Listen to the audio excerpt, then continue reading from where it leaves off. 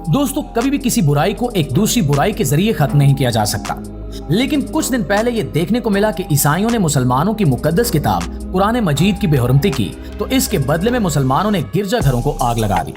इस पर ईसाइयों ने एहतजाज किया, तो फिर मुसलमानों ने ईसाइयों के मोहल्ले में पहुंचकर वहां भी तोड़ फोड़ की और इनके घरों को आग लगा दी। इसके बाद पूरा शहर तबाही का मंजर पेश करने लगा।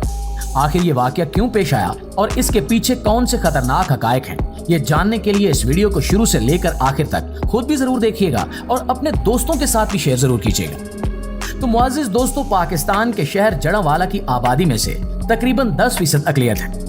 15 अगस्त को यह वाकया पेश आया कि 2 ईसाइयों ने कुरान पाक की बेहुरमती की। इस खबर के फैलते ही मुसलमानों का गिरोह इनके खिलाफ एहतजाज के लिए निकला। पहले ये पुरअमन एहतजाज कर रहे थे, लेकिन फिर ये गिरोह गैर मुनज़्ज़म हो गया और भड़क उठा।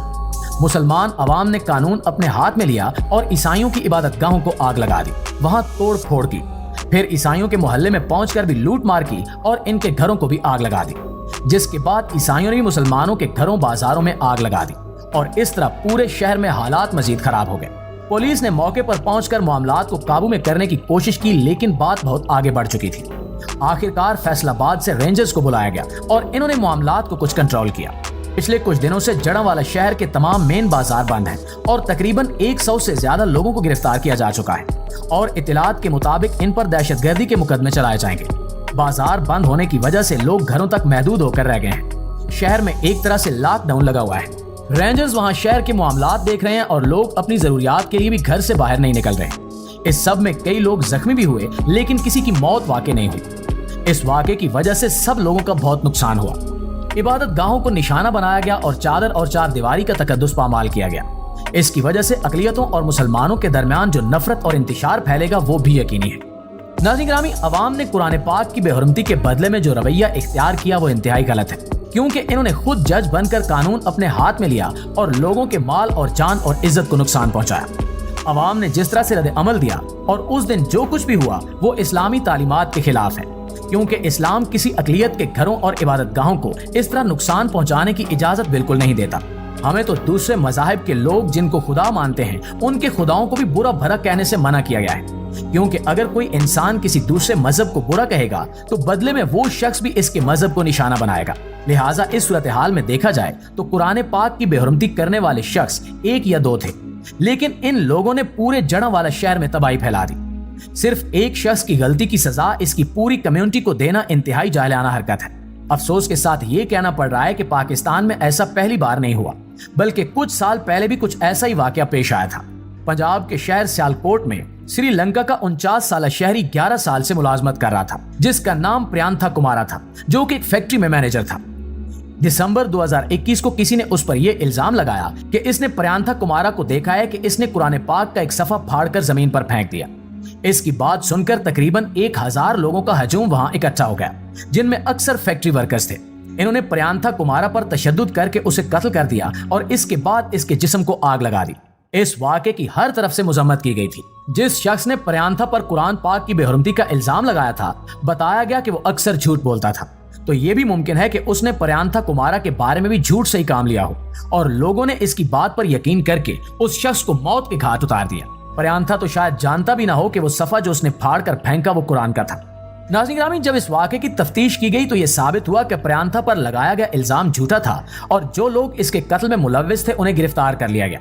लिहाजा रवां बरस अगस्त में एंटी टेररिज्म कोर्ट ने प्रियांथा के कत्ल में मुलव्विस 6 लोगों को सजाए मौत सुनाई, जबकि 9 लोगों को उम्र कैद की सजा दी गई और तकरीबन 70 लोगों को 2 साल कैद की सजा दी गई। यह हमारा अलमिया है कि हम बगैर तस्दीक या तफ्तीश के और उस इंसान को सफाई का मौका दिए बगैर ही किसी भी सुनी सुनाई बात पर यकीन करके फैसला कर लेते हैं और इसके मुताबिक लोगों को तशद्दुद का निशाना बनाने लगते हैं। ऐसे वाकयात की वजह से दुनिया भर में मुसलमानों और पाकिस्तान का इंतहाई बुरा तासुर जाता है। लोग समझते हैं कि इस्लाम लोगों को यही तशद्दुद सिखाता है और पाकिस्तान के बारे में ये ख्याल करते हैं कि यहाँ अक़लियतों की कोई हिफाजत नहीं है। इस वजह से जरूरी है कि ऐसे वाकयात की पहले तफ्तीश करवाई जाए, बजाय इसके कि अवाम उस शख्स पर तशद्दुद करें और जान से मार दें या फिर इसके अमल की वजह से पूरी अक़लियती कम्युनिटी को तबाह कर दें और इनकी इबादत गाहों को आग लगाकर फसाद फैलाएं। इस्लाम हमें सिखाता है कि कोई खबर आए तो उसकी तफ्तीश कर लो, ये ना हो कि कोई बात सुनकर किसी को नुकसान पहुंचा बैठो और फिर पछताओ। इसी तरह बगैर तस्दीक के कोई बात आगे फैलाना भी गलत है। حضرت محمد صلی اللہ علیہ وسلم نے فرمایا کہ کسی کے جھوٹا ہونے کے لیے یہی بات کافی ہے کہ وہ ہر سنی سنائی بات آگے کہہ دے۔ آج سے کچھ عرصہ پہلے ہم نے یہ دیکھا تھا کہ کس طرح سویڈن میں قرآن پاک کو جلایا گیا تھا اور اس کی اجازت وہاں کی حکومت کی طرف سے دی گئی تھی۔ مسلمان عوام کے سامنے ان کی مقدس کتاب قرآن پاک کو جلایا گیا، جس پر دنیا بھر کے مسلمانوں نے غم اور غصے کا اظہار کیا، لیکن سویڈن کے مسلمانوں نے جذبات میں آ کر فساد پھیلانے اور شہر میں توڑ پھوڑ کرنے کی بجائے اس کا بہترین طور پر جواب دیا۔ مسلمانوں نے اس کے خلاف احتجاج اور ایک بزنس مین نے سویڈن کی زبان میں قرآن پاک کا ترجمہ شائع کروا کر لوگوں میں تقسیم کرنے کا فیصلہ کیا تھا۔ دوسری طرف مسلمان احتجاج کے لیے سڑکوں پر نکلے تو ان سب نے مل کر قرآن پاک کی تلاوت کی، جس سے واضح طور پر یہ پیغام دیا گیا کہ کافر کتنی ہی کوشش کیوں نہ کر لیں، اللہ تعالیٰ کے اس کلام کو کوئی نقصان نہیں پہنچا سکتے، کیونکہ اس کی حفاظت کا ذمہ اللہ تعالیٰ نے خود لیا ہے۔ باطل تو ہمیشہ سے اپنی ایسی حرکتوں سے اسلام کے پیغام کو نقصان پہنچانے اور مسلمانوں کو تکلیف دینے کی کوشش کر رہا ہے، لیکن ان سے یہ چراغ نہیں بجھایا جائے گا۔ ناظرین گرامی، پاکستان میں مذہبی بے حرمتی کا ایک قانون ہے جو کہ 19ویں صدی میں برطانیہ کے دور حکومت میں لاگو کیا گیا تھا۔ اس کے مطابق کوئی بھی ایسا شخص یا گروہ جو کہ قرآن پاک کی بے حرمتی کرے، اس کی سزا موت ہے۔ لہٰذا اکثر لوگ اس قانون کا غلط فائدہ اٹھاتے ہیں اور جب بھی کوئی ایسا واقعہ پیش آتا ہے تو اس قانون کی آڑ میں اقلیتوں پر تشدد کرتے ہیں یا ملزم کو تفتیش کے بغیر ہی قتل کر دیتے ہیں۔ اسلام میں بھی قرآن پاک کی بے حرمتی کی سزا قتل ہے، لیکن مختلف سکالرز اس پر مختلف رائے دیتے ہیں کہ کن حالات میں یہ سزا لاگو ہوتی ہے۔ ایک بات تو طے ہے کہ بغیر تفتیش اور ٹھوس گواہی کے کسی کو سزا نہیں دی جا سکتی۔ یہ ضروری ہے کہ اس قانون میں ترمیم کر کے یہ واضح کیا جائے کہ کس صورتحال میں یہ سزا لاگو ہوتی ہے، اور یہ کہ سزا دینے کا یہ اختیار عوام کے ہاتھ میں نہیں دیا جا سکتا۔ دوسری طرف یہ بھی ضروری ہے کہ ایسے واقعات کے مجرموں کو فوری اور سخت سزا دی جائے تاکہ آئندہ ایسے فسادات کو روکا جا سکے اور اقلیتیں بھی اپنے ملک میں محفوظ رہیں۔